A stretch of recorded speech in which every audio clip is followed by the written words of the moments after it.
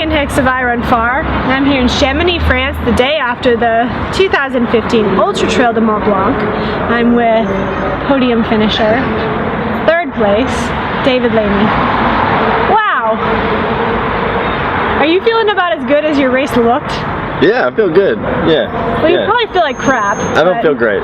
Yeah, but legs don't feel good. Everything else feels good. Your race was, I mean, it was just pure entertainment. People would pay money to watch a race like that. Yeah, I mean, I think like I made a big point to taking the first 50 miles really conservatively, and then once I started like getting after it, it was really motivating because I was just catching people really quickly. Yeah. So it was just like kind of fed on itself. I want to back up a little bit because, yeah, we've seen you race a couple times this year. Western States, the IAU Trail World Championships. Yeah. I mean, you've put in some big efforts on big courses this year. How's your body tolerating all this? Good so far. Yeah? Yeah, I'm taking a break now, so. Yeah? Yeah, it's been, I've recovered really well from both those races, and hopefully from this. I spent like a week after those races really focusing on recovery, so it definitely made a big difference, especially after States. Sort of from my perspective looking in, your experience with ultras, and you are kind of going big. Like you're picking the big events, you're picking the really hard efforts, but you're not going through that learning curve that a lot of new ultra runners go through, where they have these pretty amazing blow-ups before they figure things out.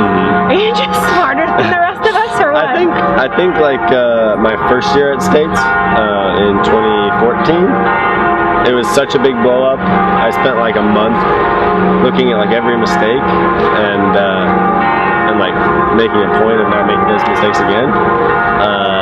So I feel like that one race was like such a learning experience. I didn't have to do it again. Do you think about that day or how you felt during that day? Yeah, like in these races now? Complete misery. No, not anymore. Okay. And then I've also been really fortunate to be around, spend time with a lot of veteran ultra runners who have given me like really valuable advice. So it's still one thing to like, you know, sort of like sit at your desk and look at your splits before the race and say, I'm gonna be smart, I'm gonna run, you know, X pace in the beginning of the race. And then it's another to get on the starting line of, for instance, UTMB and to see 30 people rocket off in front of you. I mean, how do you actually put that into action? Right. How do you let them run away? Yeah, it's not easy. It's like makes your stomach like sick. Yeah. For like 10 miles, I'm just like angry. But then you just have like, it's 100 miles. Like you have 22 hours. Like, you're gonna like you have plenty of time. If you can get after it with like 10 hours to go and not walk. Yeah. You just can't walk. So let's go through the details of your race. You rolled through the first checkpoint at 8K, somewhere in the mid-20s place-wise. Okay. And then between there, and then you got to the top of the first climb about the same. But then on the first descent, I think you let the world blow by you, basically. Did you just chill on that first descent? Yeah, I was like, I ran part of it backwards. Because like, it was like, it was a smooth, it was smooth, but it was steep, and I was like, I don't want to blow my quads up on it. So for like maybe half a mile, like on the really steep section, I just like kind of jogged backwards, and then like, you know, like my for calves. real? Yeah. Okay. Yeah. So you were the guy going backwards down the first descent. Yeah. And I think like just being conscious of like keeping everything really under control on the first downhills made a big difference. So when I saw you at Saint-Gervais, which is about the half marathon point in the race, the bottom of that first descent, I was kind of expecting to see you 20th place, 30th place, but I saw you a bit back a bit, a bit further back, and I thought to myself, like, is he not feeling great straight on? Is this just not his day? But it was just you taking that first descent super conservative. Yeah, probably like 15 people passed me in like maybe 3 kilometers. Okay. Yeah. So the next section of the course, where you kind of roll through that valley, through the town of Lake Contamine, but then the next section of the course is the most remote and has some of the, just the highest, most extreme passes. And that's also the point in the course where we don't get to see you a ton out there. We only saw you a couple times. Walk us through the section between Lake Contamine and Courmayeur. I got really sleepy. Did you? I was like, I need to wake up. Like, this is the middle of a race. But I think my body was just used to going to bed. Like, it's dark, I should go to sleep. And like, all I wanted to do was just like get in the sleeping bag and go to sleep. And that was like the biggest battle for like an hour. Okay. Like, my legs were fine, my stomach was fine. I just wanted to go to sleep so bad.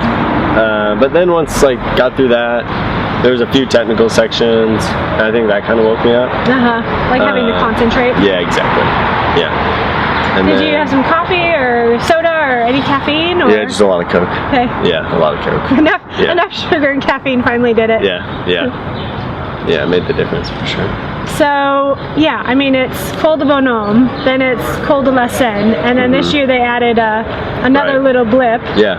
And then there's the Col, I don't know how to pronounce it, Chariot or whatever. So there's a bunch of big passes out there. Yeah. How'd those climbs and descents feel? Pretty good. Like, every single climb I just hiked in the first 50 miles just to keep it like really, really under control. And then like the descents I felt like they were fairly technical. But for some reason it was just like really smooth. Like, I've been making a point of running really technical trail all summer. And today or yesterday, I guess, whenever it was, it just clicked. And so I was like really. What's my name? Yeah. It was like I was able to like just focus on it and just like navigate the technical sections really, really smooth. So.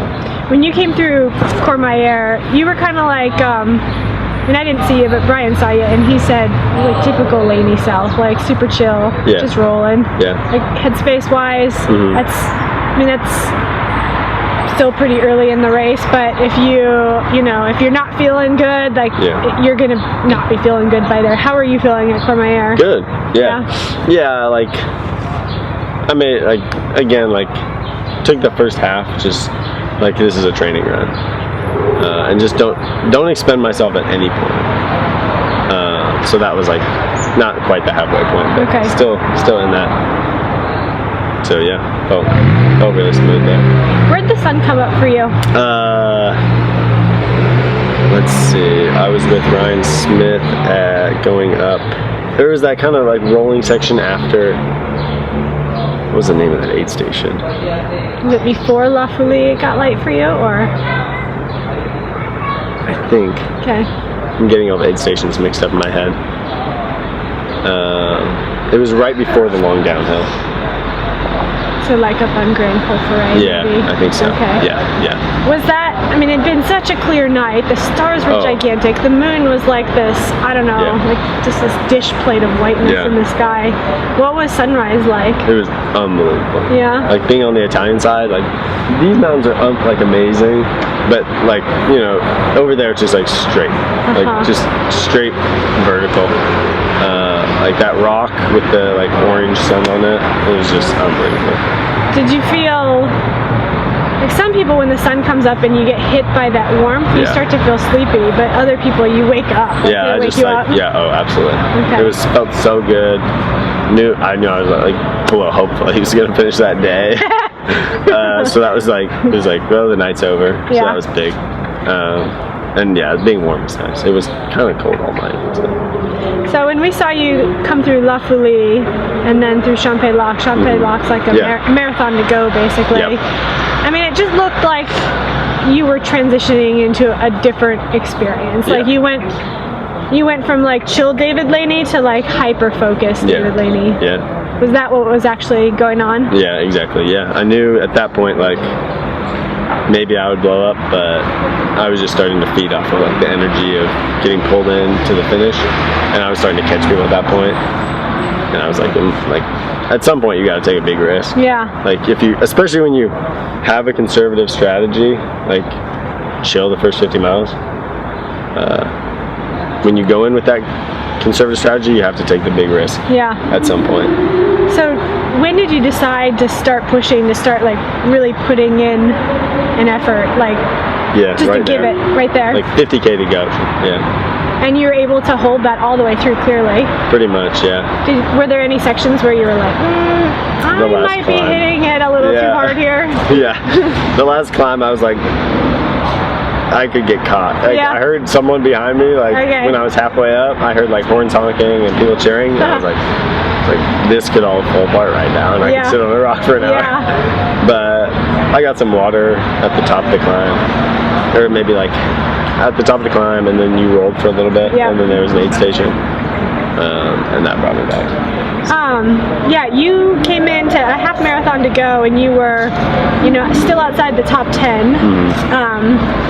When did you, were you passing people on the climbs? Were you passing people on the descents? Where were you passing people? Yeah, on the climbs mostly. On one of the climbs, I saw like 3 guys ahead of me, and so I went really hard at that point. Okay. That must have been all the climbs, yeah. No that must have been the climb right after Champé-Lock. Going into, Yeah, because you went in outside the top 10, and then you came out of that pass like multiple places ahead. Yeah. And then there's also like a few long road sections, like a couple miles of like dirt or like paved road, and those like that just brings me back to what I'm used to. Yeah. So it felt great. So you go into the last climb, you're in 4th place. Yeah. You probably have reports on the guys who are at least in front of you. Like, what was in your head going into that last climb? Yeah. Let's see. I was just pretty focused on the trail, like trying to just be efficient and smooth and not mess it up at that point. Like, don't roll an ankle. Yeah. But like, the climb went pretty well, I felt like, but then the descent went great. Where did your final pass happen up there, where you passed Seth Swanson and moved into 3rd? So after we got on, like, coming out of La Flagère, we got on the single track, or you're on the dirt road, and then you get on the single track, and I caught up with him, and he was like, Laney, like, good job. And we were talking because we were excited, 2 Americans in the top 4. Yeah. And we were just chatting for a while, and then I was asking how far up 2nd was, and he's like, it's either 2 minutes or 5 minutes. I heard both. And I was like, well, if it's 2 minutes, like, let's go for it. Yeah. Like, let's see what we can do. But I was like, if it's 5 minutes, it's not worth like twisting an ankle or something. Right. And he's like, let's go for it. So we started like just ripping. This is on that really rocky single shot coming down there. Yeah, we were absolutely like flying. Yeah. And then he took a big fall. I felt really bad. We stopped and regrouped, and he was just like, get out of here, like, So he told you to go on? Section. Yeah. Okay. But then he almost caught back up.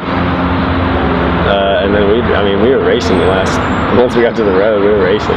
So, we were at La Floria, and it was you and then him like 28 seconds behind. Yeah. So did you actually see each other again? La Floria is just, there's that little cafe. one steep downhill left, and then it's a couple Ks. I could hear him like right behind me, but we didn't pass again like that. Okay. Yeah. And then you hit the pavement. Like, for a lot of people, like, coming through Chamonix is like sort of a joyride. Right. But you got this guy hammering behind you. Yeah, and then I see Zach, and Zach is like, has like fire in his eyes, and he's like, you have to sprint. It's close. Like, this is actually a big deal right now. And I was like, geez, okay. So then we went for it. Yeah, you came across the line, and you were a little like bug-eyed. You know what I mean? Like, I was extended. Oh yeah, it was bad. I felt bad I didn't do the interview because I was like in the tent, like, I'm gonna pass out. I'm just sit here. But I mean, like, having to hammer the last. I mean, it was like it just over the course of the race just got harder and harder and harder. Yeah. We were like going all out. Having to do that in 100. Pretty rough. Yeah, and at the end of 100 miles, at the end of any ultra is a big deal. At the end of 100 miles is like, putting it really out there. Yeah. So you crossed the line. I mean, you're kind of bug-eyed, a little hyperextended. Yeah. Like, does it hit you there that you just podiumed at UTMB, or when did it hit you? Yeah, I was happy. That night we went out with some of our friends. Some of the folks from Nike were in town, and so that was fun.